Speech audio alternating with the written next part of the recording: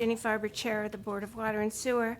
I'm calling this meeting to order at 1 p.m. We're meeting in a hybrid format over Zoom and are live streamed on channel 1072. This meeting is being recorded.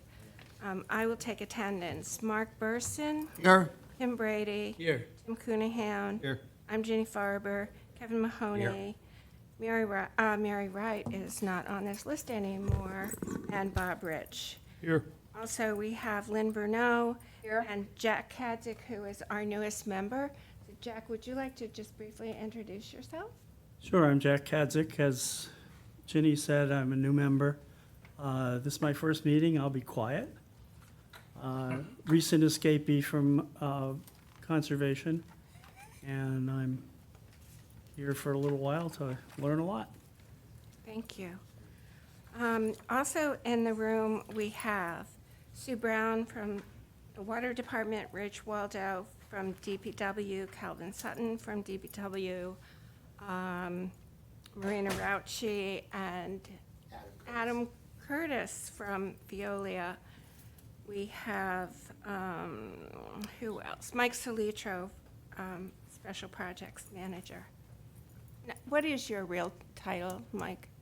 That works, okay. So before I start, I want to know if there are any announcements that need to be made.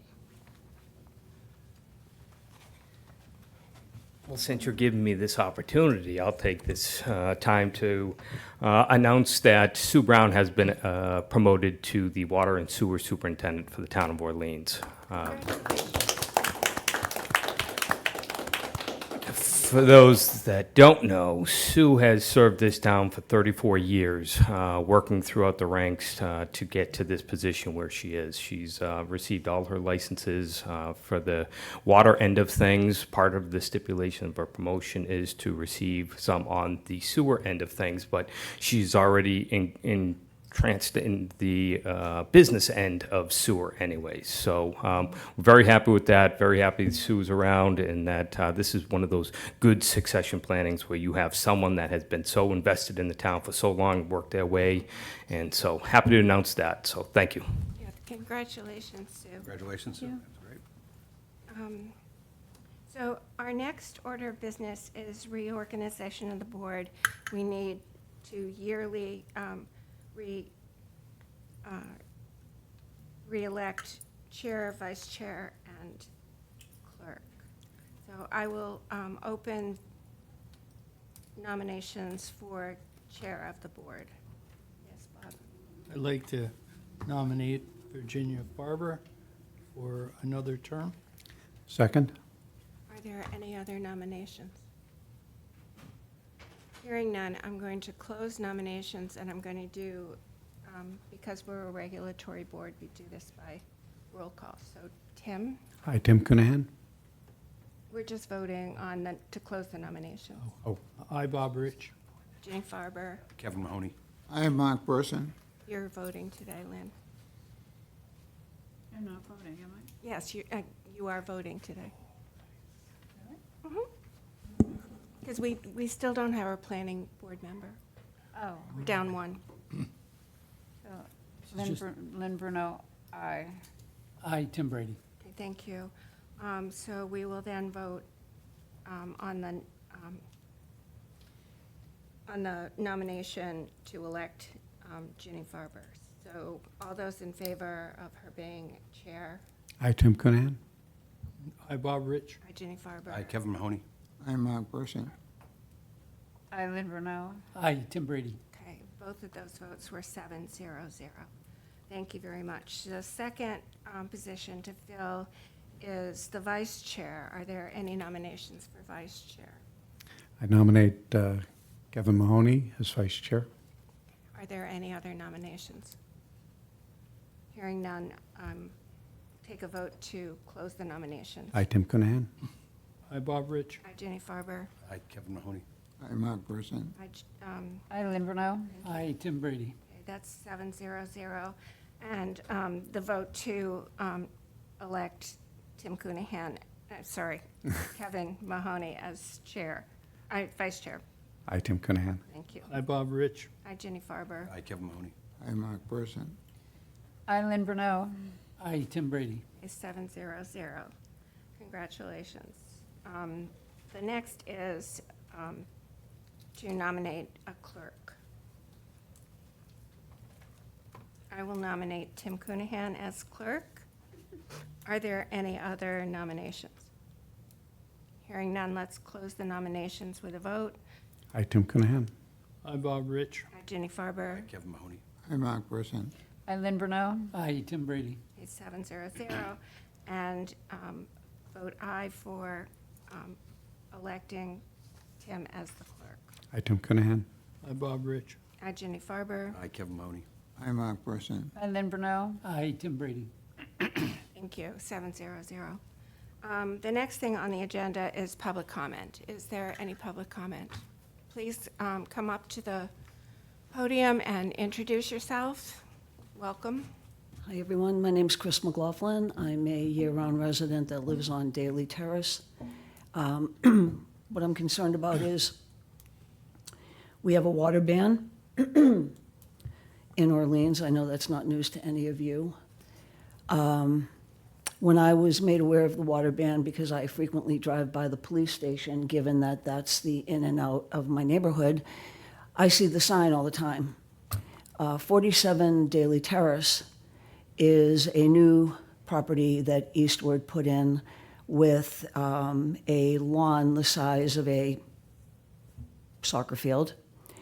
And they have been running their sprinklers morning and night.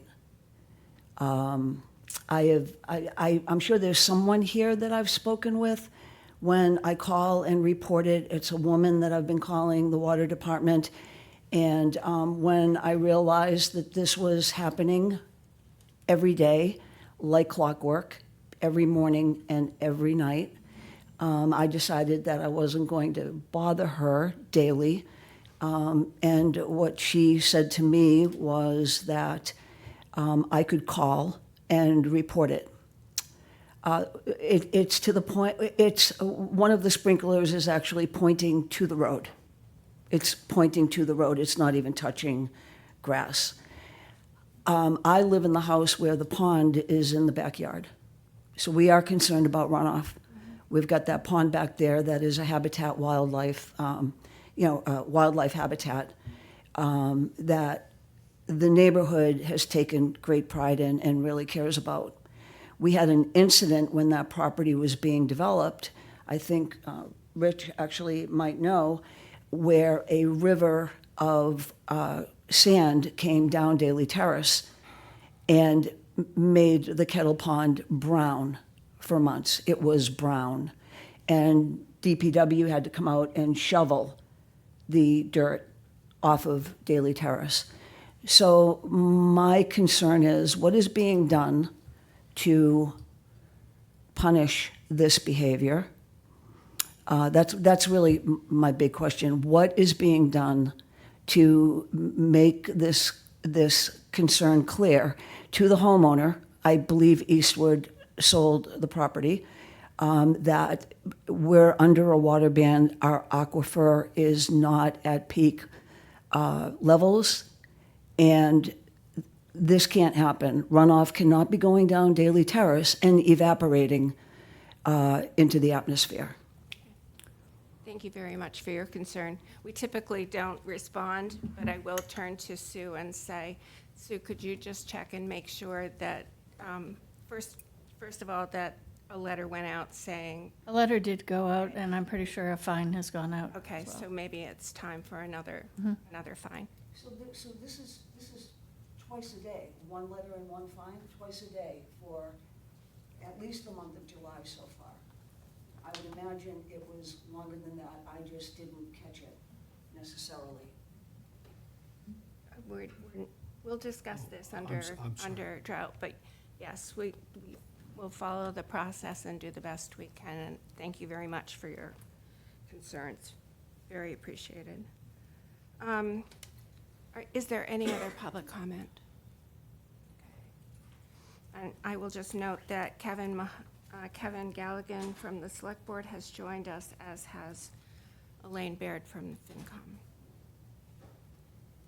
Our next order of business is the Board of Water and Sewer Policy Number 2026-4-15, discussion and possible vote to send to public hearing. Mike, are you going to lead the discussion on this? I believe you got a clean copy in your packet. Good afternoon, Mike Solitro. Yes, the copy that's in the packet is the clean version that includes, at least to the best of my recollection, all the edits that was suggested by this board at the last meeting. I don't know that there's much to discuss, but if that is of interest to the board, that is why we are here. Mark had a question that I'm going to pose, and he can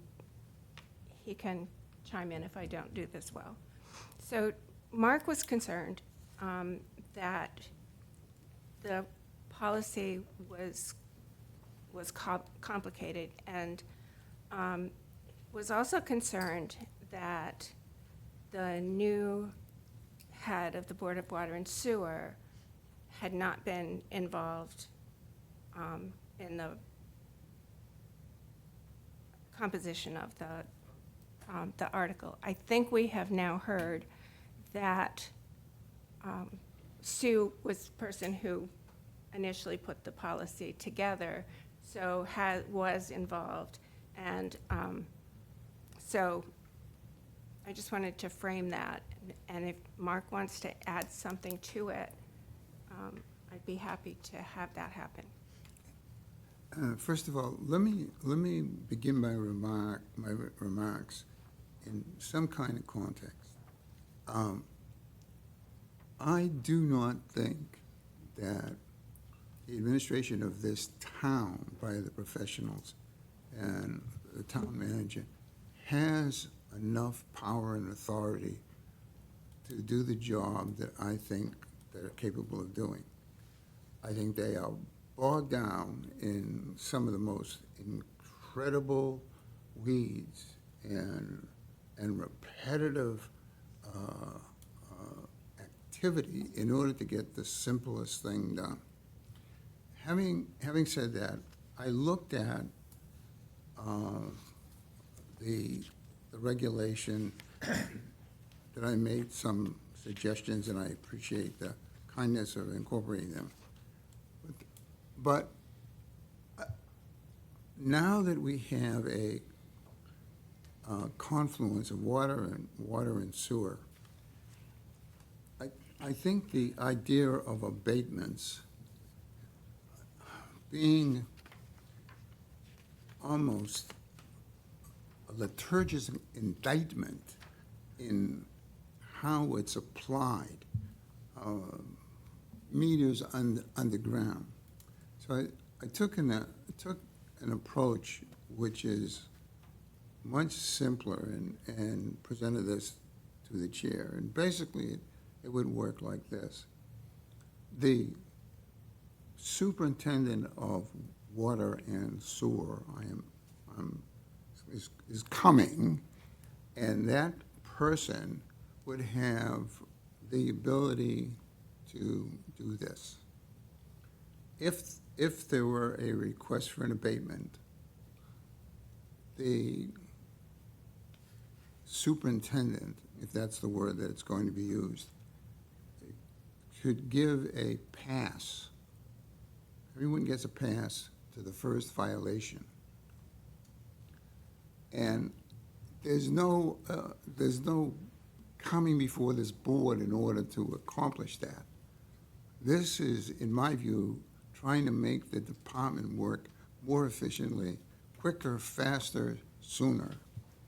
And then, if the person exhausted the pass, then there would be a process where the superintendent could review the evidence and make a determination as to whether or not it is grounds for an abatement. I do not think you have to bring a whole bunch of paperwork to this board when there's a miscalculation. I mean, I know that you can add and subtract, so I'm assuming that the superintendent can too. I'm also suggesting that if there is an incorrect reading, the superintendent can abate that without any further action by the department or the board. Not only that, I also think that once the superintendent makes a determination, that determination is the determination of the department. If someone wants to bring it up, they can present it by a written request to the board, and the board can either deal with it or not. But I looked at the regulation and just imagined all the documentation, investigation, paperwork, computation it would take to do it. And I don't think that there are so many abatements that warrant that kind of due process. And here you have a lawyer arguing against due process. I don't want to extend it. I want to contract it. Can I interrupt for a think moment? The town has, great management, it's good people, and we really ought to let them do what they can do. So, Mark, I listened to you, and so there's two concepts, I guess, call it that are new. One is this concept of a free pass, and the second concept is delegating the authority to the superintendent. So there are two new concepts. I don't know about the free pass, but the more substantive one, I think, based upon all of what you just talked about, was streamlining, delegating the authority to the superintendent. So sticking with that concept, my thinking would be, I get the idea of streamlining it, allowing it be the superintendent's decision. I wouldn't be against that. I don't know about the free pass, but I do think if we were to go in that direction, if we're allowed, I'm not even sure what we're allowed, but if we're allowed to do that, at least if this board could have some visibility. So if the superintendent does make a decision during a particular month, if that's their decision, but at least for our board to have some visibility as to situations or incidents that she made a certain decision way, just to have some visibility on it versus not having the authority, I think would be healthy, but I think I need to interrupt and hopefully clarify. Our job today is to vote, if we wish, to send this policy to public hearing. The position that this board was taking, and I believe Mike Salitro and DPW worked within that, is that we had established a policy for sewer abatements under specific circumstances, and for water use under specific circumstances, but they weren't codified in a precise way. They're practiced, but not in writing. And all we were doing was taking the policies that we are already implementing and trying to get them in writing. We were not trying to change those policies at this point.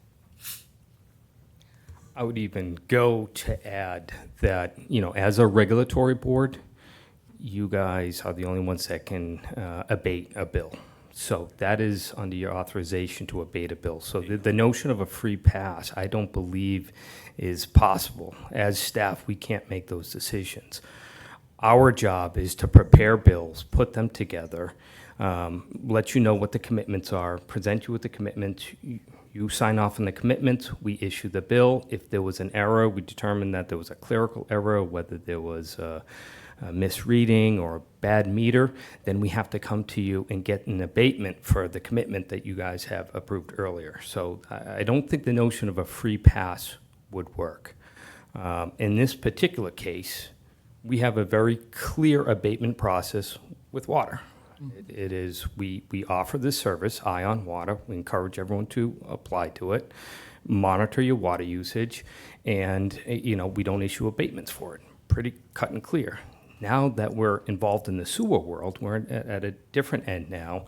Now we have a different policy that we're trying to work through. And right now, we have a policy that says, we will not abate a full bill for sewer, even if you have a leak that doesn't go into the sewer system. So we already have that policy in place. What we're trying to do is put a little more legal framework on that so it doesn't get challenged as much. So I agree with you. We don't want to complicate things. We've got a policy in place. We're just trying to, codify it a little better as to what that policy is, and avoid the de minimis claims. So I think my only answer to you is I love the thought. Anything to simplify, I'm all for it. Love to do it. Unfortunately, an abatement has to go through the regulatory board, which is the Board of Water Sewer Commissioners. That simply can be cured by a list and acknowledging and affirming it.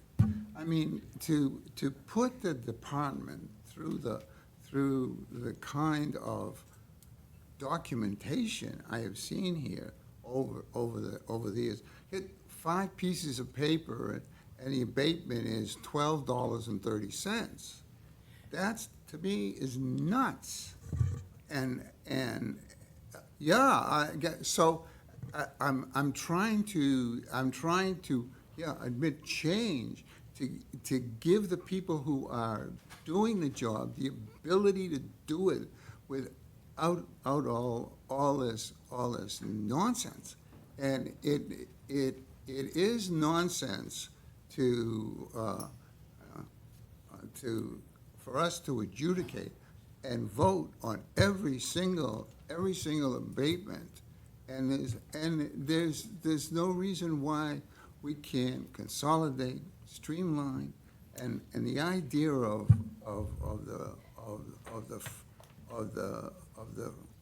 the free pass is it's in terms of almost like public relations, the way you're treating the public. And I didn't dream this up on my own. I mean, there are many towns that have similar policies, but Mark, I understand your concerns, but we are by bylaw and by sewer rules and regulations supposed to carry out particular rules. And so if we want to change them, this isn't the time. That would be another conversation. I would probably add that I agree with you. We don't want to sit there going through the paperwork for a $12 abatement, and that's what this policy is to reduce the de minimis claims. So when someone tries to come in and say, hey, I want to abate for $12, Sue's going to inform them, hey, listen, we have a policy. Part of that policy is that 100% of your bill won't get abated. So if it's less than 100% rule, you're not going to get the abatement, and that de minimis is going to go away. So we're trying to minimize that paperwork by saying a policy that we're drafting here of that de minimis claims will not be approved. Now, someone might come forward with a $5,000 bill because they had an extensive leak, and then that needs to come before you. And those are some things that we can give them some guidelines to say, the boards, this is the policy that they follow.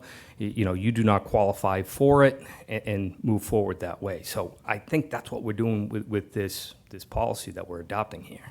And since we've only had one claim so far under that policy, we don't have history to know whether it's efficient or not. Other than other towns that we helped draft this policy from by utilizing other towns from Brewster, Provincetown, other different towns. Right. So the question, one second, the question before us is, does the clean copy policy that was submitted for today's meeting,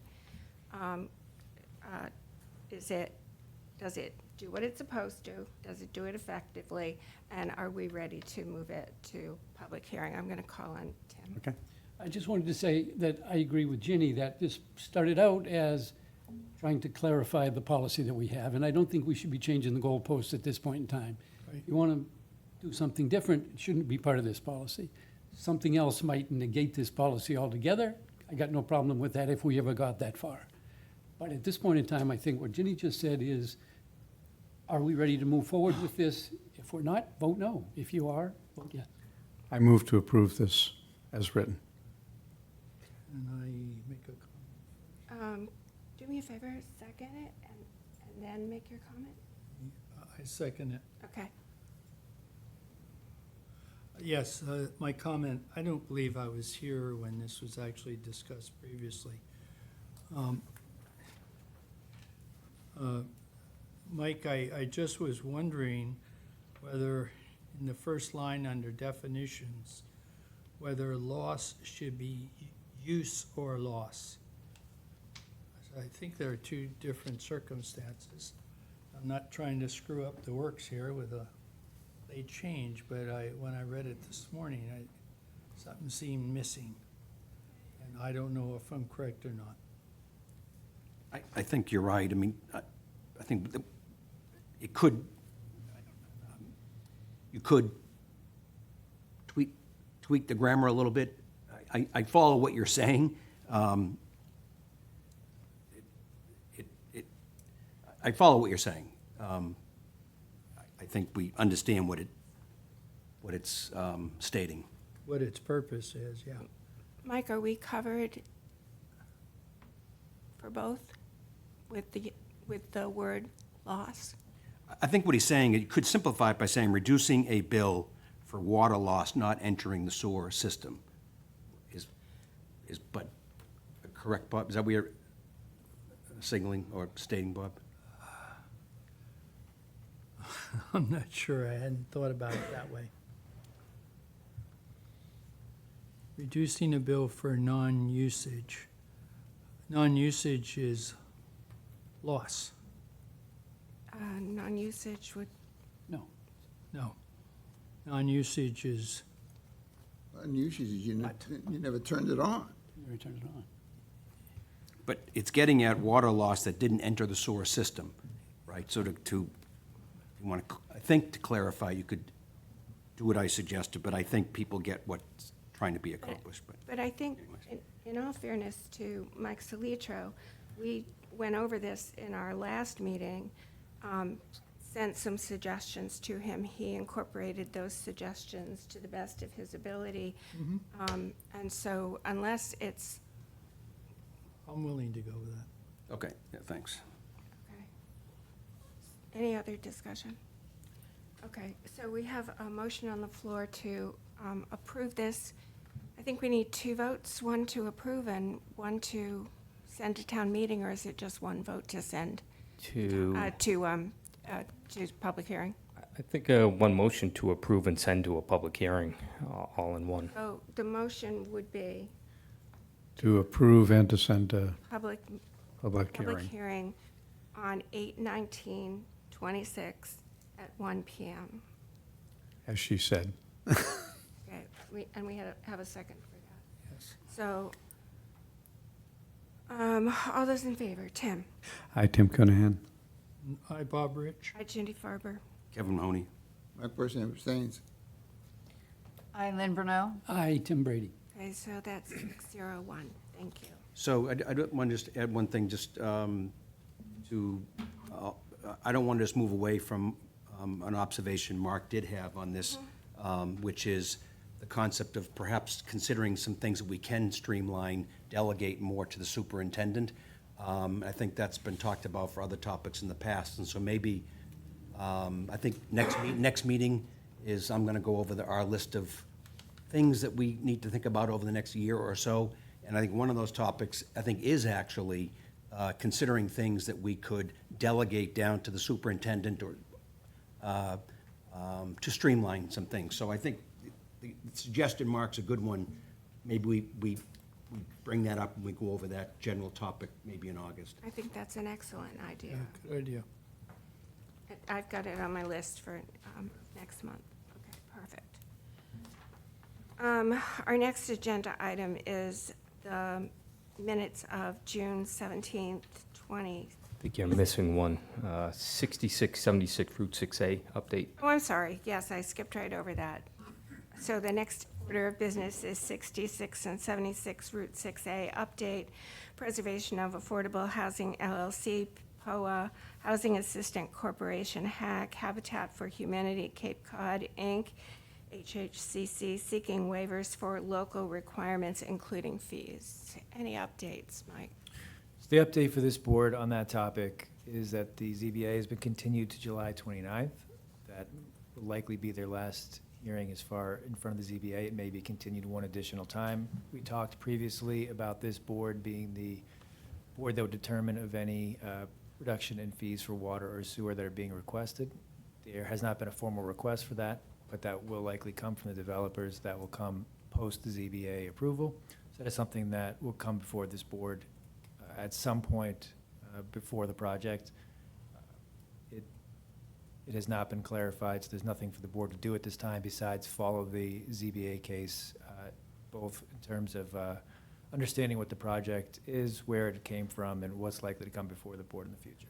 Thank you. Since the waivers are part of the application, It's just a general reference in the application. It right, would- but the question is, do they have to be specific before they can be acted on, or does the ZBA, if they approve the application, are they de facto approving the right to come for waivers? No, they would basically be allowing for the ability to come before this board and ask for a specific waiver. It would not be a blanket acceptance. It would be, you'd now have the ability to come before the appropriate authority and ask for what you're asking for in terms of a specific waiver. So, for example, if there's any a privilege fee or any increase in flow, that would come before this board specifically with those numbers attached to it. It is not a blanket waiver acceptance by the ZBA. Okay. Questions? Yes, Mark? In the spirit of transparency, what amount of money is involved in these waivers? We don't know. You don't know? We don't have any idea. So that's what will come before this board. When there's an exact figure, that'll be part of the process. Will the amount of money be determined as to what the waiver is worth? Yes. So is that included in the application? It has not been defined yet, no. Before any waiver is granted, it will be determined what the dollar amount tied to that waiver is. So that doesn't tie our hands at It all? does not. They simply give them the right to come before us? Right. Right, Tim? But I think last time, when we discussed this, I made a rough estimate of what it might be, right? And if a sewer unit, minimal sewer unit's like $5,000, and this is roughly 80 units, you can do the math to figure out what the betterment abatement or the, Well, it would be more than that, so, Right. yeah. yeah. So I'm just trying to, it's a big number. It's a big number. It's a big number. It's not a de minimis number. Yeah, I'm just trying to get the big number on the record. Yeah, well, I think we have to wait until they clarify exactly what it is. But I think it's, we should all be aware that it's a big number, that if we're gonna, when we hear it, it's gonna be something worth consideration. Okay, thank you. I appreciate that, yes. Wait, is that a 40B filing, or is that some other kind of filing? It is a 40B project, yes. Doesn't a 40B project give the ZBA the authority to approve for basically all of the boards? Are we giving up something to the Board of Appeals? As far as the special permit that's being requested, it is the understanding of the ZBA and Town Council that the request for water and sewer will still come before this Okay. board. Okay. Okay. Thank you. Any other questions or comments? Then we'll stand by. So the meeting was, I think, erroneously posted or in the paper? It was in the paper as the 27th. And I told you it was the 27th with the parentheses, if the newspaper was correct. And so it's the 29th, which sounds better. Sounds like the right thing. Okay, thank you. The next item of business is the approval of the minutes. I sent us de minimis change to Marina. Thank you very much. Is there any other edits or issues? Move to approve the minutes? Okay, I have a motion to approve. Do you have a second? Second. Okay. All those in favor? Aye, Tim Coonahan. Hi, Bob Rich. Hi, Jenny Farber. Hi, Kevin Mahoney. I'm a person. I'll abstain, I was not here. And I'll abstain, I wasn't here. Okay, so that's 502. Okay, great. New business, additional allocated flow, 24 Canal Road. Is this you, Sue, or? Yes, there may be somebody online to come in. Peggy, is anyone, oh, somebody's hand's up. Tara McGrail? Yes, good afternoon. I'm an engineer with Ty and Bond. I'm sorry, I just rejoined as a panelist. I'm not sure if No, you're you're fine. asking if you're ready for me. We are ready for you. Okay, great. So the property is located at 24 Canal Road. The existing site currently has apartment use on it that has a total of 62 bedrooms, 6 shared wash machines, and then 2,500 square feet of office space. This results in a total Title V design flow of about 9,400 gallons per day. And looking at existing water use records over the last 3 years while the site's been used as this use, it averages about 3,400 gallons per day of actual flow. And this is measured over a 90-day period per your records that are on file. So the applicant of this for this property is proposing an 8,000 square foot building that would be of similar use and would include 20 new bedrooms with a resulting Title V flow of 2,200 gallons per day. So this request that's before you is for an additional flow allocation of 2,200 gallons per day, which would put them at 11,608 gallons per day total on the site post-construction conditions. And with that, if you have any questions. Okay, thanks. Sue, what do we have? So the 2,200 gallons per day at 60% for sewer would be 1,320 additional allocated flow. The amount of the invoice for the compensatory privilege fee would be $102,049.37. Are there any comments by Veolia or DPW? I will just add, because Jesse's not here, he did have a chance to review. He's fine with the additional flow request, and I looked at the system itself. It is connected to a gravity system. I have no concern of our ability to handle the additional flow in the collection system. So we do support this request. Okay, great. Any other questions, Bob? Yeah, my only request, Ginny, is that you take to the wastewater advisory committee the question, are we really keeping track of these additional flows in view of when we have to add to the plant? I just want to make sure we're not doing something that brings on an early. We are tracking them. We're tracking the flows. We're tracking the allocation of flows. We're tracking the Title V comparison to flows. We're tracking the actual flows day to day. We are starting to get them into a database system. We talked about the database. I get the first trial of running through the database, which is fantastic, be able to use those. Right now, we don't have a constraint on our flow problem. Someday there will be a point, and it'll probably be more so in the design of the Phase 4 sewer areas to say, okay, what are our limitations with the plant flow? But right now, we don't have a concern. Okay, great. Okay, thank you. Thank you, Mark. I would like at some time to discuss the possible recapture of flows that are not used. If you just keep going and going, and that's fine, because the capacity is there, but at some time, you will get to a place where you're going to have to make a decision that capacity is gone. And I'm concerned that although we have granted flows, that people don't use it. And if they don't use it, then I think it really should be factored into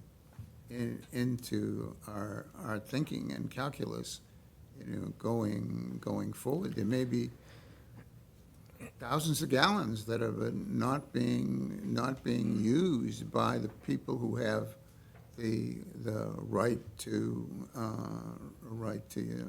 use it. Just this project here is a huge project, but maybe 5 or 6 or 7 years from now, the flows won't be what they're made out of. Maybe there'll be more. I don't know. We agree 100%. I mean, all I can tell you is we're going to have our measured flow, our actual flow to the plant compared to our allocated flow. How much allocation's out there?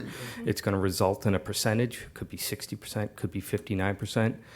And those are things that we're going to be trending is where is that percentage? Where does it lie? Because it's something as much as a shift of 1% in that allocated to actual, that frees up a lot of capacity at the plant. So that's what we're doing, is just kind of keeping track of what that allocated flow is, seeing what the steady flow is. I still don't, I'm not confident that we reached any kind of steady state yet in terms of what the flow is. I mean, we did phase 1, we got phase 1 on board. We're still doing connections in phase 1, and now we're doing connections in phase 2. So I think as we go, and we keep looking at data, those data points, and try to see where that steady line is between allocated flow and actual flow, we'll be able to get a good understanding when we get to the end of the current capacity of what we have at the treatment plant as we decide to expand in the future. But we got time. It's still early in the process. You got time. Some of us don't quite have the same amount of time. Oh, Lynn, sorry. A couple questions about the paperwork itself. In Appendix J, that Section 2 talks about the existing building and use descriptions. And I know there's the fine detail. It lists 6 laundry washers and tubs, and then you go to the next section. We're adding 20 more bedrooms, and we've lost the laundry machines. So are they being eliminated?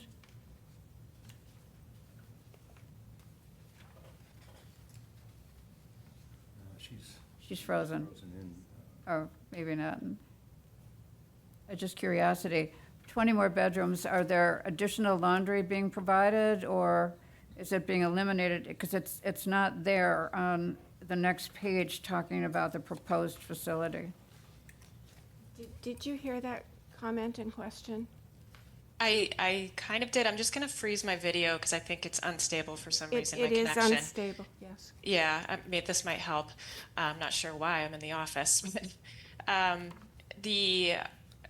What we will be doing is keeping the existing 6 washing machines. Was that the question? They will be part of the proposed. So they're not listed on, design of the site. the page in the new facility. It lists 83 kitchen sinks, 83 bathtubs or showers, but it doesn't list the 6 laundry. So that was what triggered my question as to whether they had been eliminated. So, Because Yeah, they already exist? They're included in the total flow. The flow is included. Yeah, we should yeah, probably maybe I just see change that that. the flow is there, but it's just a question. Okay. Thank you. Thank you. Who else? You. Bob. Yes, I forgot what I was going to say.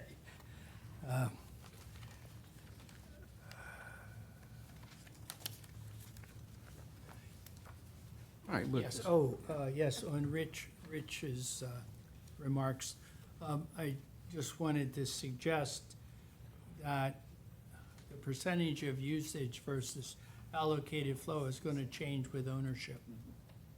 And it's not always going to be the same ownership.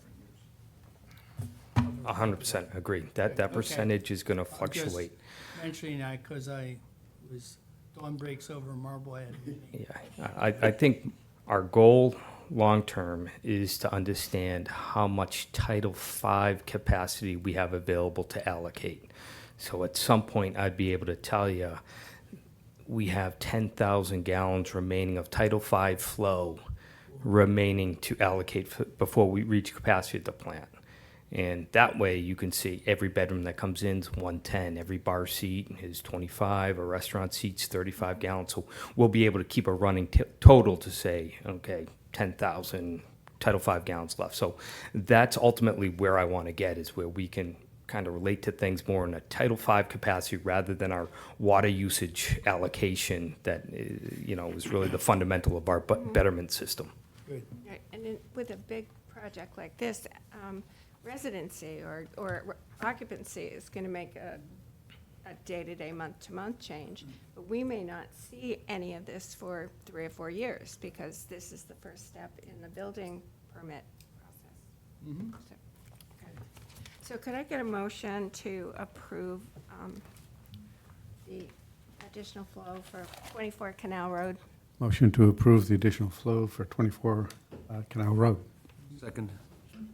Okay. All those in favor? Tim? Hi, Tim Cunahan. Hi, Bob Rich. Hi, Jenny Farber. Hi, Kevin Mahoney. I'm Mark Person. Eileen Bruno? Aye, Tim Brady. Okay, 700. Moving on, additional allocated flow for 20, thank you very much, Tara.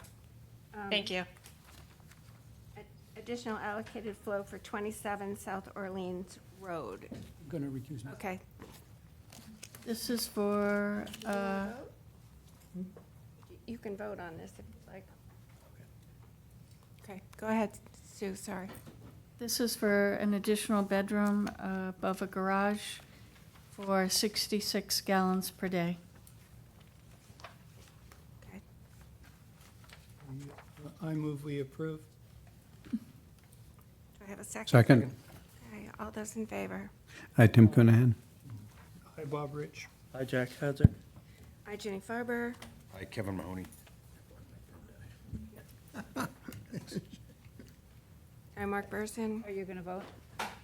Mark Person, aye. Sorry, I interrupted him, sorry. Okay. Eileen Bruno? Thank you, that's 700. Where are we at? Commitments. Hold on, I missed I you. want to hold up the paperwork. So, vote to shut off water for failure to test backflow devices. Sue? At this time, I don't have any. It may come before you at your next meeting, but Okay. So the next is commitments, abatements, and refunds. I have sewer commitments for June 2026 totaling $67,659.60. All right, could I get a motion? So moved. Second? Second. Okay, all those in favor?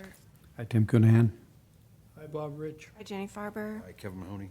I'm Mark Person. Eileen Bruno? Aye, Tim Brady. Okay, 700. Sewer Department report. I've got commitments for Oh, water for sorry. June 2026 Jumped ahead. totaling $4,225.59. So moved. Second. All those in favor? Tim? Hi, Tim Cunahan. Hi, Bob Rich. Hi, Jenny Farber. Hi, Kevin Mahoney. I'm Mark Person. Eileen Bruno? Aye, Tim Brady. Okay, 700 next. Thank you. Is that it?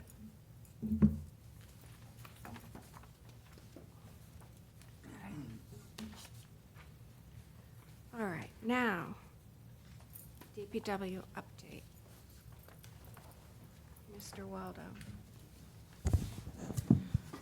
Good afternoon, Rich Waldo, Director of Public Works, Natural Resources. So fortunately, I don't have much of a wastewater update for everyone.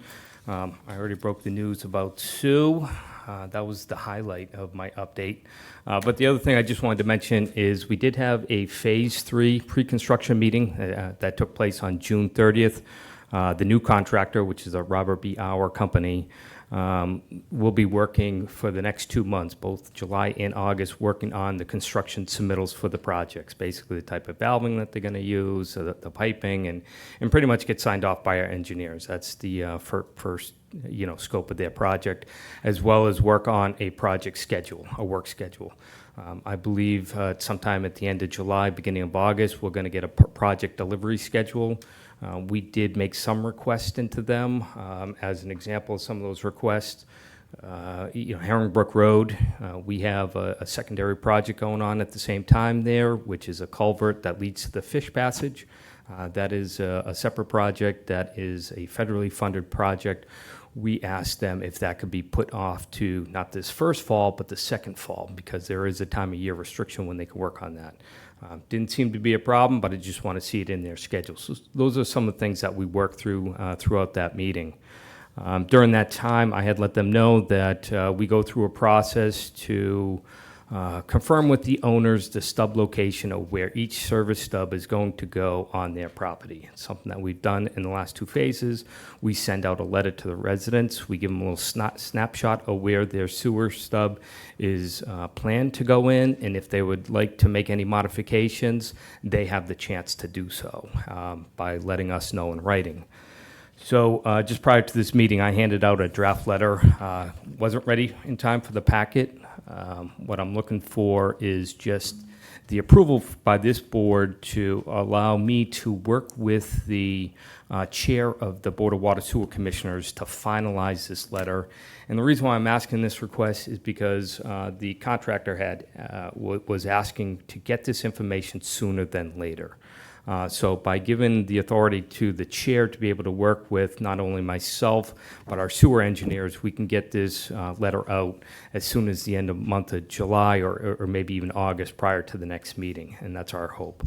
Our goal is to get the response back by September 15th, and we'll be able to get that to the contractor. With that letter, certainly take your comments separately as we work together to finish this, but just trying to give the chair the authority to release this letter when it's done. So you have it in front of you. And either comments to Rich or to me Exactly. or incorporation. Do we need a motion to give you that authority? I think we do. It's not on the agenda, but it came up after the agenda was set, and it's within our jurisdiction, so, yeah. Okay, I would have moved that we give approval to the chair to speak on our behalf in this letter. Second. Any other questions or comments? Yes. Just briefly, is this substantially, and knowing that it could be tweaked, but is it substantially the same as in the past? It is. Substantially? Substantially, yes. Okay, thank you. Yeah, except it'll say phase 3 instead of phase 2. A few other things, yes. Perfect. All right, that would be great to get it out. People are anxious. So I have a motion on the floor with a second, so all those in favor? Hi, Tim Coonan. Hi, Bob Rich. Hi, Jenny Farber. All right, Kevin Mahoney. I'm not person. Eileen Bruneau? Aye, Tim Brady. Okay, 700. Anything else? That's it. Okay, we have a permission to proceed with construction. Permission to what? Proceed with construction from. We do, we DEP. do, yep. We got our permission from DEP. I think that was part of last month's report, I believe. They have a contract in hand, a fully executed contract, so we're set to go. We're just going to try to, emphasize the key points that we learned from Phase 2, which is really, the communication with the public, the traffic management plan being one of the most key components, particularly since we're doing a lot of work on 28. We talked a lot about the temporary restorations of the roadway, to make those trenches to be a little more uniform and less bumpy, and make sure that the compaction and the trenches are done. So we took that opportunity to emphasize those important things for the town. Great. I just had one thing. This letter is going to the same people that got the earlier letter that said that they're going to be subject to the sewer regulations. Everyone in the Phase 3 area will. And those will people get have that. already gotten a letter? They've received a letter knowing that they're part of the Phase 3 sewer area. I think the only thing I'd like to see on the beginning of this would be as a follow-up to information received earlier, just to sort of tie that all together. Okay. And there will be a property owner's packet that goes out separately later. Yes, our goal is to get that out, a revised one, and completely revised and reduced, hopefully prior to the start of construction. So actually, you're reminding me of one other thing. With construction starting in late September, it is our expectation to hold a sewer construction information session for the property owners in Phase 3. So we're targeting at some point in September to have that public forum, let's call it. So people can come in, we can talk about what to expect, the type of machines that you'll see out in the street, what that process looks like, and just give them the chance to ask questions. At that time, hopefully we'll have that guide done for them that we can direct them either to the website where the guide will be, or we'll have copies for it at that meeting. I'll jump in and say that some of the local pond coalitions and other neighborhoods are starting to be proactive and inviting people to come in and speak and answer questions. So some of this is going on behind the scenes now. Okay. Very, very good. Do you want to speak to the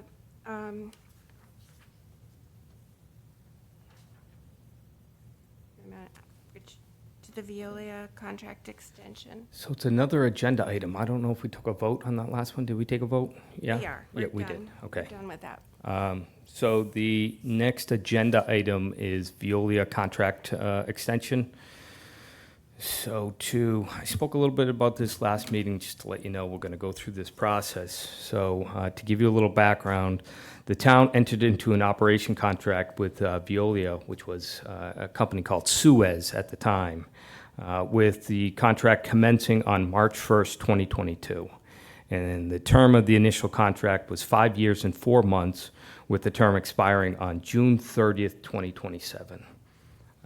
The town has been given the independent right during that contract for up to 3 contract extensions of up to 5 years of each. So in total, it would be a 20-year contract. That's the largest allowed in the Commonwealth. And, anything over 3 years needs to be approved by town meeting, which it did. So initial term was 5 years, 4 months. We have the sole authority to extend it 5 years, and then, 5 years from now, we could extend it again if we wanted to, or if not. The town must give Veolia notice at least 6 months in advance if the town is not going to extend that contract another 5 years. That means we'd have to give them notice by December 30th of this year if we were not going to extend the contract. With that said, is my recommendation that we do move forward and extend for another 5 years. We are just getting the sewer operations off the ground. We're working through the plant operation as well as the collection system throughout, finding what works, what doesn't work, what's the kinks are, what were, poor pumps, that need to be replaced, whatnot. And I don't think it's the right time to go back out to bid to try to shave, a little bit off a contract operation. So I think in 5 years, we can revisit that again. The authority to execute this extension lies with the town manager's office. So I will be working not only with Mike Solitro, town manager's office, to get this done, but I'd like to get the support at least to move forward with the extension from the Board of Water Sewer Commissioners. The terms of the contract, the legal framework, that's all been done through the original contract that was done. There have been amendments that have been done, and I will make sure that those amendments are incorporated into any extension. So with that, we can do two things. We can get the board's willingness to want to extend another 5 years. I can start to work with the town manager's office, kind of develop a final contract, work with Veolia, and bring it back to the board if you'd like. Or we could just give the authority to the town manager, or I should say, not authority, the recommendation to the town manager to extend the contract for another 5 years. So happy to answer any questions. So you're asking for a motion to support your recommendation? Yes. Questions? Comments? Yes. So this, the way I understand it, this is not necessary, because this is within the purview of the town manager's authority pursuant to the contract? Yes. Okay. I have a great deal of trouble when somebody says to me, not you, just anybody, says, I don't know how many thousands or millions of dollars this contract is, but here, recommend it, approve it. I've never seen it. I have no idea what's in it. I can imagine that it has to do with the operation and obviously the administration of what they do. But to ask anyone to kind of make a recommendation is basically it was saying to you, yeah, we trust you, we recommend, and we trust your recommendation, but we don't really have any say about it. It's a matter of what the town manager and the company and you work out, right? Am I missing something here? I mean, at the end of the day, the town manager is going to look for recommendations and support. And I would like to be able to not only say that I support extending the contract with Veolia, but the recommendation is also from the Board of Water Sewer Commissioners not to seek out a re-advertisement of an operation contract. It's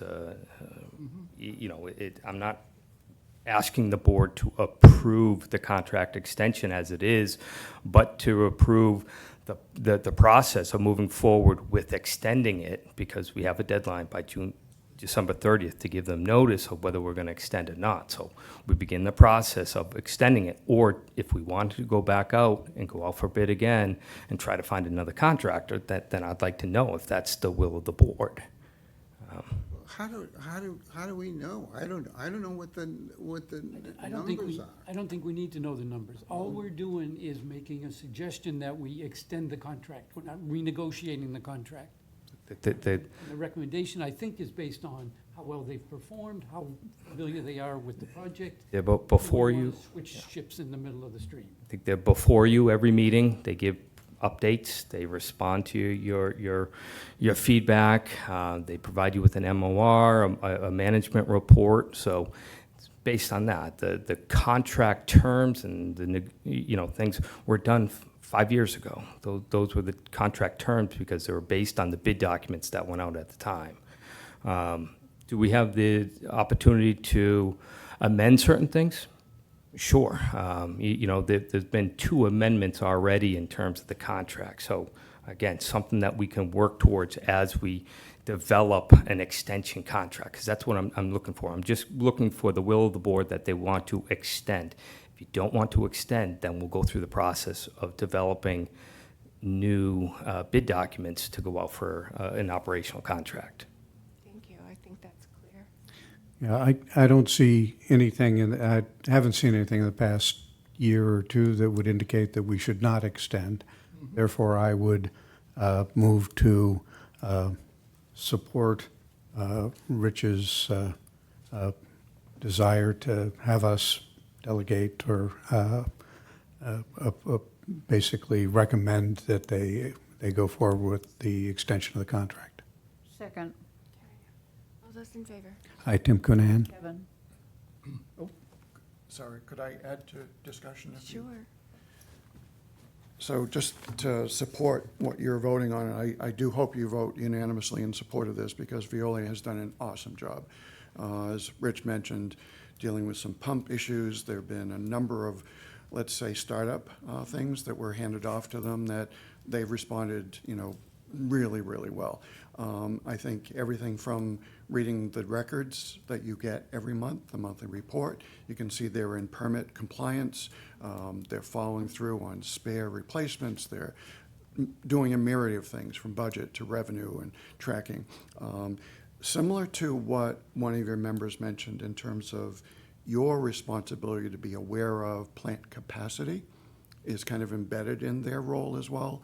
One thing, and it's only because it's come up in the Wastewater Management Advisory Committee, is, and that's what I'm speaking for you to think about, and it doesn't have to be a change of your motion, but I just wanted to get it on air, that we do see, and I don't believe this contract provides for, an incentive or penalty mechanism very specific to meeting those permit obligations. Well discharge, nitrogen, and it might be out of the box for a municipality to go this way, but when we have looked at it at wastewater management, there were significant investment savings.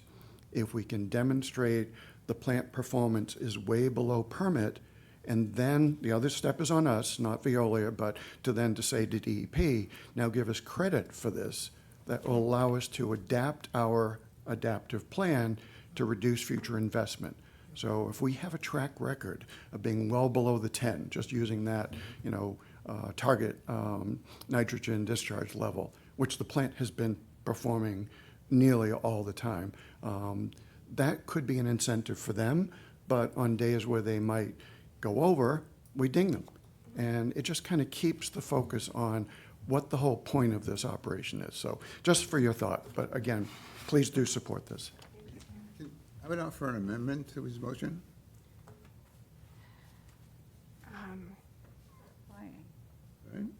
Right? I will let you, sure, tell us what it is. I would move to amend the motion as following.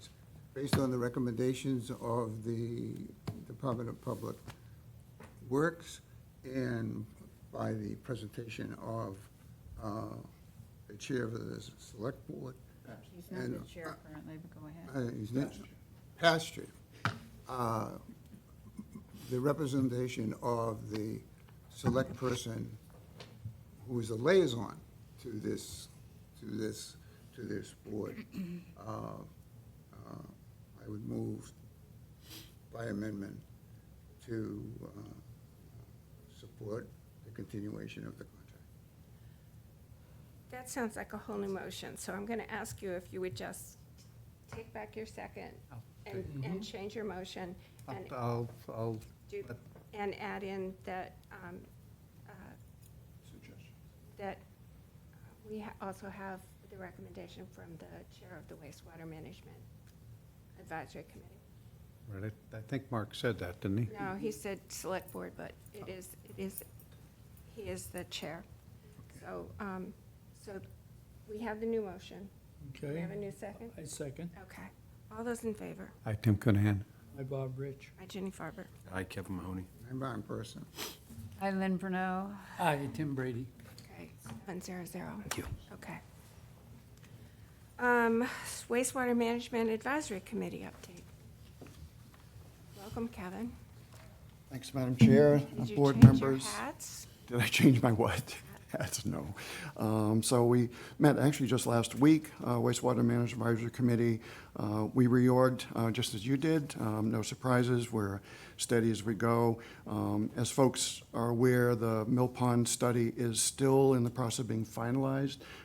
There's a lot of supporting information that they want to get together, and we've heard that the permeable reactive barrier cost estimates that are part of the study are in the process of being updated. So we'll be able to share that when that's done at our next meeting on August 13th. The one thing I want to let you know in terms of our look ahead of activities is we have a lot of work ahead, including, just the water use database that Rich referred to tied into sewer. We, thanks to the outside consultant, have a look back at our past betterment practice as well as future phases. I have to say, and I'll say it, publicly here, Rich and Dan Pelletier have done an awesome job. Really incredible supportive work that I think is going to ground us very well going forward in future phases with betterments. There's another presentation we had last week, which is really, really interesting. If folks did not have a chance to watch this meeting, the front end, and it went about 40 minutes, was the update we heard from the Falmouth urine diversion toilet pilot. And this is an effort to recognize, there are alternative ways to reduce nitrogen inflow into our embayments and estuaries. And Falmouth, with the support of the state and Barnstable County, is moving this forward. The other neat thing is a representative in the, I think it was the Economic Development Bill, so it still has to go through the Senate, still has to get to the governor, but has allocated some significant dollars to a study of urine diversion on the lower and outer Cape. So we raised our hand and said, Hadley, thank you. We're happy to move this forward, because it does answer questions that came up at the last town meeting in terms of why aren't we doing this? And funding is a little of an issue that relates to those things. So I think the only other thing I'd say is that we are aware of some petitioners that are drafting some things relative to pushing us to establish a total maximum daily load for the Nauset estuary. So we have not received that as a formal request, but I have seen it out there, and it's something that we have to all be mindful as to what that does to our current plan. And I really don't have anything more to say on that until we really see what the request is. So, any questions? Questions? No, thank you very much. Welcome. Our next is Veolia update operating report for June 2026. Hi, Adam. Hello. Hi, Marina. Hello. Nice to see you. Marina with me for some moral support. Good afternoon, Adam Curtis, Veolia, Deputy Site Leader. I'm filling in for Jesse today. He's on vacation, trying to take some time off. First off, I want to congratulate Sue for her new job. Yes. And also for your new grandbaby. Thank you. You're welcome. Big day. And I also want to congratulate Marina. She has passed her grade 5 wastewater operator license. Very proud of her for doing that. She's becoming a great operator. So that's awesome. Far as June goes, it was a very busy month preparing for a big push for 4th of July, getting maintenance done. We had Arizon come in, take a look at the critical blowers, do some vibration analysis. Everything's looking really good there. We're in compliance with our permit. Flows are definitely picking up. As Rich had mentioned, we're kind of learning what works, what doesn't work, the kinks, vulnerabilities, what's, where we're at. And it's all going good, and it's a learning curve, but it's fun, and that's what we do as operators. We're operating the plant, and we're pushing forward and trying to push out clean water. Inspections have been going great, for phase 2, we kind of took that over. It's, to get these contractors on board of how we want them to notify us and, call us ahead of time and just get that. We're getting them all on board. It's a little bit different than AECom did because, we're working during the day and it's tough just to run out. So we really try to get some notice from them and they're all getting on board. And I also want to shout out to the town of Orleans. We've been dealing with a lot of different departments. We had some vandalism at the pump station 3. We worked with the police department. They were great to work with. Buildings and grounds, I had some power issues over 4th of July. I called Steve from Buildings and Grounds, Ron Collins. They, pick up right away. Rich and Calvin, IT, everyone's been really good to us, and we're building good relationships. So, and I want to thank Kevin and Rich for some kind words about Veolia for us. We work hard on making this plant run and, doing our jobs, and I appreciate that being recognized, so thank you. We appreciate you. Questions? None? Rich, I just one question, no, it's okay. The thought that Kevin had on the incentivizing concept, I'm sure that's something you'll bake into your extension discussions with Veolia. 100%. I mean, we're going to look at the existing contract for those performance things, but, I know that some of those performance issues were related to other issues that, I want to make sure they don't get dinged for performance issues, that they have things that not in their control. So, no, but is the concept of incentivizing them for whatever it may be. I'm sure you took care of that, but also it would be maybe worthwhile just to inquire of Veolia as to what other types of incentive arrangements other towns have with them. We may discover one that we would think would be worthwhile for us as well. That's all. Well, I think with the vote of the board, the last one, now I can sit down, sit with Veolia, start going through the process of drafting things up. It will certainly come to light at that time. I would like to note, if I could, Adam did a good job, but Bob, you had a comment last week about the depth on the Wick wells. And I told you I was hoping to get a response to you for this meeting. At the end of the day, we're not going to be ready for a response, but I can tell you that that depth changing is really from an observation well, and it has no effect on the performance. So what we're going to try to do is to put something in these reports that more correlate to performance of the wells, less than just a depth to, to ground that really has no effect on performance. So in the meantime, until we get there, I just want you to know that there's no performance implications.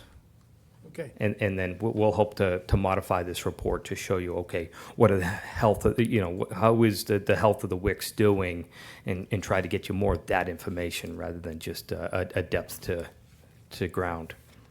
Okay? Good, yeah, appreciate it. I've got two comments. I'll start with the simplest one first. In looking on page 13 at the revenue versus operational expenses, it looks like our expenses are growing faster than our revenue. And I would have thought that at this point in the, in starting something up, usually you have high fixed costs when you start up, and then as you add volumes, you start to see your overall expenses go down relative to the revenues that you're taking in. And I'm just sort of, it's worth taking a look at some point. I don't know, whether this is something for Rich or whether this is something for you or. I'll take care of this one. So the fiscal year 26, we talked about this a little bit ago, about there was some fiscal year 25 expenses that we put in for encumbrances that never got recorded as encumbrances. So when the town went to certified free cash, all that money that we reserved for fiscal year 25 got wiped out. And so any of those bills had to be absorbed in the fiscal year 26. So although in this particular year, it does show that the expenses are exceeding the revenue, that's not really the case what's happening. We absorbed about $300,000, I think, in expenses, or what was that number? I believe it was close to 140,000. Okay, 140,000 that we had to absorb in this budget that really applied to fiscal year 25. So I will say that. I did look back at the final numbers for now that we have June, compared them to two different ones. I think when we put the budget together for fiscal year 26, we estimated a revenue of 750,000, right around there as revenue, and we're roughly bringing in close to $1 million, a little over $1 million.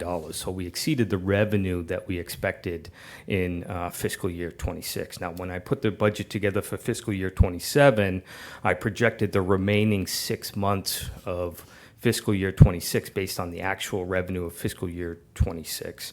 And we fell short on that one about 55,000. So we fell short there. I think the answer is, I think we're starting to get a better understanding of the finances and what that growth is starting to look like, where the impacts of the sewer connection fees are going to hit, when they're not going to hit, and basically give us better estimating. So going into fiscal year 27, I feel much more confident on the way that we set the budget that we're currently in now than we did at fiscal year 26. But both of them, we had adequate funds approved at town meeting to cover all the expenses in that year, including, the issue that we dealt with the front of the year. So, but good observation. Okay, and my second question is sort of related. I mean, as you know, I'm interested in trying to drive this to break even. And I'm looking on page 4 at the sewer service connections for phase 1. We still have 53 people that aren't hooked up. And I don't know how many years we are past the date that they were supposed to have hooked up, but and this is probably a Board of Health issue and with their fines and all that. But I mean, what can we do to get these people to hook up?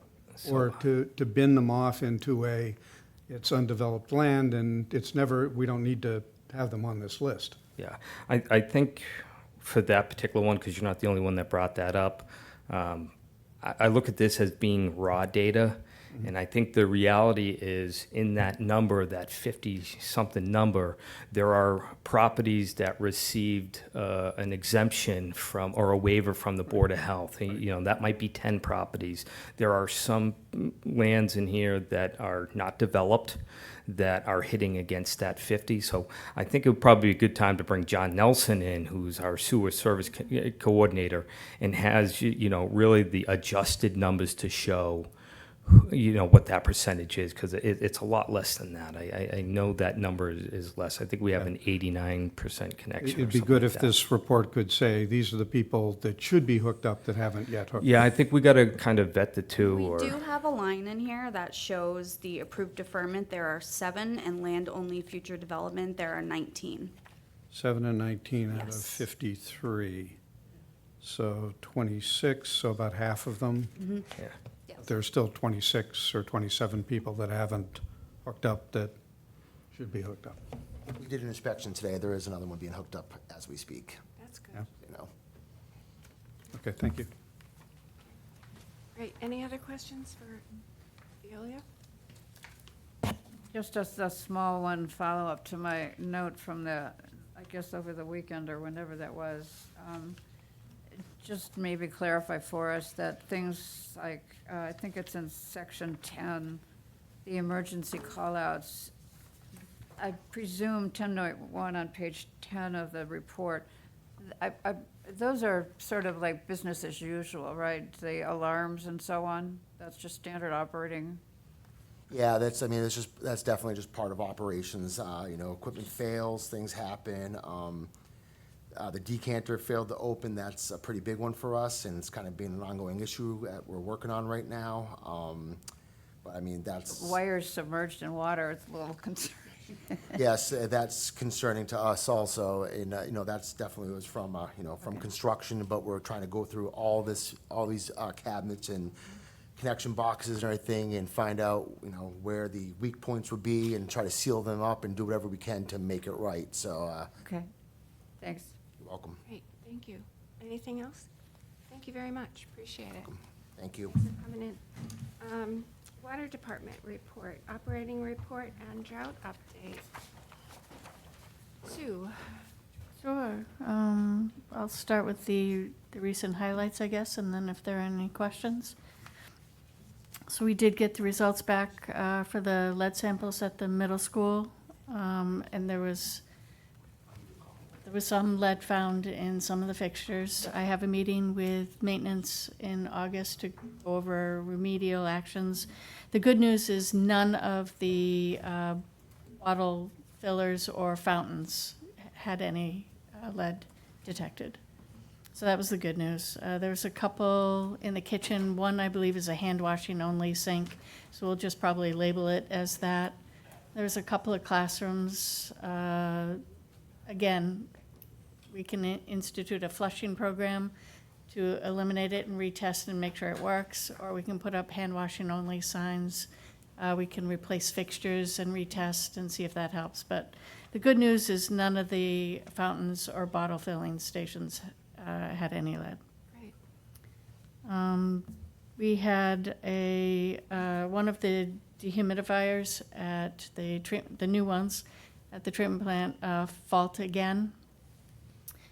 We called them out. It is under warranty, and they're going to replace the compressor, but it seems to be a pattern, and even the installer has indicated concerns going forward. So I don't know where we're going to end up with that.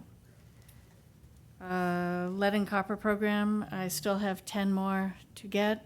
I'll have to send out follow-up letters, and hopefully I can get those 10 more. Otherwise, we'll be in non-compliance with DEP. Question about that. What are high-risk homes in Orleans? I'm not familiar with that lead and copper program. Yeah, it would be homes built in the early 80s, that before lead solder was banned. Sure. We have no lead service lines in town. PFAS, wanted to make you aware that routine tested detected 3.70 nanograms per liter at the treatment plant. Mass DEP asked that we resample along with the raw water leading to the treatment plant. We did that, and there was none detected anywhere except well 7. And then the blended is, it's all below the MCL of 20, but we'll have to sample annually now. Where is well 7? Quonset Road. Okay. So it's not in the watershed? No, none of the watershed came back with any detection. Its proximity to septic systems is probably the reason. Is this the first time that PFAS have been detected? We had J values currently at well 7, so it's not the first. It's the first time it's been detected above the reportable limit, but they've also lowered the limit. So the lower you go, the more you're going to find stuff. Yeah. So what is it that makes it that now you have to report regularly?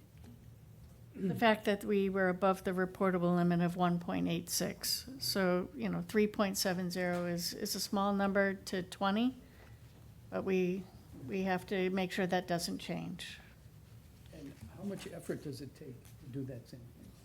Is that one person all day, or is that a crew for a week, or is that? It's expensive. No, I did the sampling, and it just took me a few hours. But it is expensive? Well, because the lab I chose is in Ohio, so we pack it all up, and then I have to FedEx it at almost $400 out. So it can be expensive. And how often do you have to do that? Annually. Oh, just annually? But all the wells. Annually will be FAC 1 and the water treatment plant, so the entry point, the finished water entry points to the distribution system. The only reason I had to do the raw water is because they wanted to see where it was coming from. But I probably will do it all again. I want to see the changes in 7 especially. That's an important well. Very important, yes. I have a question for you offline, which I wrote down so I won't forget it. What else do you have for us?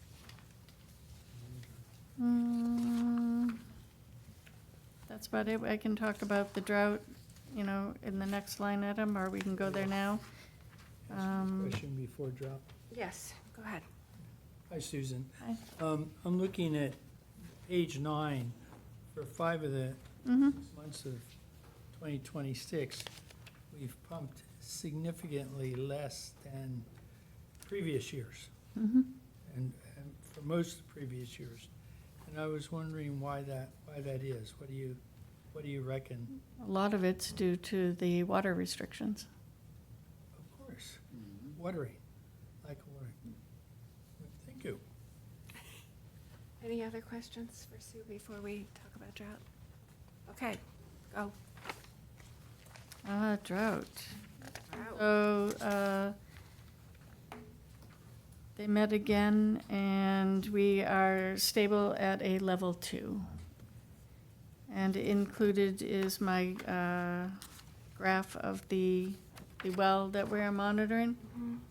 We came up, then had a we came up in May, then had a significant drop, but we have since leveled out a bit, probably due to rain. But we are still well below the trigger and the lowest we've ever been in the history of me tracking this anyway. Okay. Just Good time to thank the 34 years. citizens of Orleans for their cooperation in this effort. Well done. I will be speaking at the Orleans Citizens Forum at the end of this month. As will I. Yes. Jenny? Yes. Is that Orleans Citizens Forum something that you would like more of us to attend? If you'd like to. Thank you. I think you know the answers to most of the questions. Okay. Though there will be a representative from, it's not Tim Carnes, but there is a representative from the Cape Cod Commission who will be there to talk about the broader, The overall. yeah. So, what does that bring us to? It brings us to old business, and I think that Tim Coonahan wants to say something about water rates and the work that's getting, Yeah, just that's moving along. Just a quick update. So both Sue and Rich are in the process of working with Waterworks to do asset loads into the models and to set us up so that we can do rate studies. And I'm a little bit concerned, and we're sort of waiting on those things to happen before we can really do a good, thorough rate study, because we need to know what our forward-looking expenses are going to be that we're going to have to cover with the rates. I had hoped, or we had hoped, and I'm down a member on my subcommittee now, so it's just me. We had hoped that we could get something on the fall town meeting to reset the water rates. I'm a little bit concerned that maybe we won't be able to do that because of the time it's taking to get especially the water asset management side of this up and running. But anyways, I included in the packet just an overview piece that talks about the benefits of seasonal water rates, and I'd like you to take each of you to take a look at it. There are really 5 main points. I used AI to generate this for me. It encourages water conservation, especially in the summertime, where the driest part of the year, where we go into drought conditions, and where we have the peak loads, right? So it reduces the stress on the infrastructure that we have and if you look at the pumping's comparison through the months, you can see that our July and August pumping rates are typically 4 times as much water as they are in January. So clearly there are peak loads that are going on, and traditional peak load pricing would be used to try to dampen demand during peak loads. And so obviously seasonal rates would start to do that. Protects the local environment. All of this is coming out of the local aquifer, and as Sue notes in her chart, you can see that we're stressing that our water aquifer levels, especially in the summertime. It promotes equitable billing, right? It basically moves some of the expenses on to people that are using the heaviest water in the summer times, where the peak load infrastructure is where we have to support the system's ability to handle those peak loads at the expense of people that are sort of year-round users. And then finally, it helps with revenue stability, and as part of the recommendations, I think, and we've just had preliminary discussions of this, we think that we'd like to up the sort of fixed costs as a way of, and maybe include a fixed amount of water within that fixed cost. So you basically pay a fixed fee and you're guaranteed a certain amount of water flow for that, as a way to stabilize the revenue. As you know, our expenses are predominantly fixed, right? So matching fixed revenues against fixed expenses would be a healthier balance in the way that we try to stabilize and manage our revenue versus expenses. So anyways, if you take a quick look at that, I'm not sure where we will be in terms of getting that onto the agenda, whether we'll be able to get it on the fall town meeting or not. But and by the way, I am looking for one other person I would hope to join me. I'm looking for volunteers, anybody that wants to help me. This would be working probably with Sue on the water with models once she gets the asset stuff under control, and basically playing around with different rate setting scenarios. I mean, different towns have different approaches. Both Chatham and P-Town have seasonal water rates, and both of them have rates that are about twice as expensive in the summer months as they are in the winter months.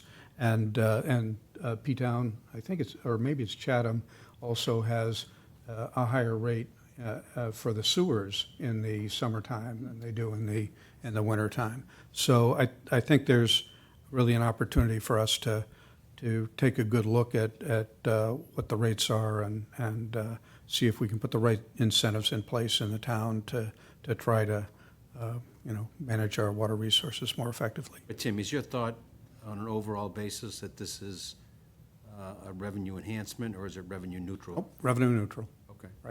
Right, so however, I mean, the way Yeah. these Okay. things set up, they have to be, just match the expenses. Okay. Questions? Just that answered mine. Tim? Would revenue neutral mean that some people would save money if they don't have some, Yes, our bill would be less and other people's would be more? what is likely to happen is that expenses would be shifted from to year-round residences from seasonal residents who tend to water and irrigate more, who tend to have swimming pools, who tend to use more water in the summertime. This just wouldn't lead to everybody getting a bigger bill. No, It would be no. balanced somehow. It would cause a separation in who's paying. Mark? There are some communities that raise water revenue by permits. In other words, the permitting of a swimming pool is expensive in some places. And the idea that you're going to dedicate water to a swimming pool, whatever your philosophy is. But it's an opportunity to raise revenue by charging a permitting fee to have a swimming pool. And given the plethora of swimming pools I have seen in my general community, it seemes to be an industry that's You could say the same thing for wells. yeah. Right, and I mean, that's sort of a separate topic, Right. but I agree with you. I think we should, All to be discussed? Yeah. Okay. I just want to make sure that when we talk about the yearly matters for the board, that we incorporate a revised timeline for water rate discussion. Just, I'm saying that out loud, so we'll remember to do it at the next meeting. Is there any other business that needs to come before the board? Okay, could I get a motion to adjourn? So moved. second. By- Hi, Tim Coonahan. I, Bob Rich. Hi, Jenny Farber. Kevin Mahoney. I'm Mark Burson. And then Bruno. Aye, Tim Brady.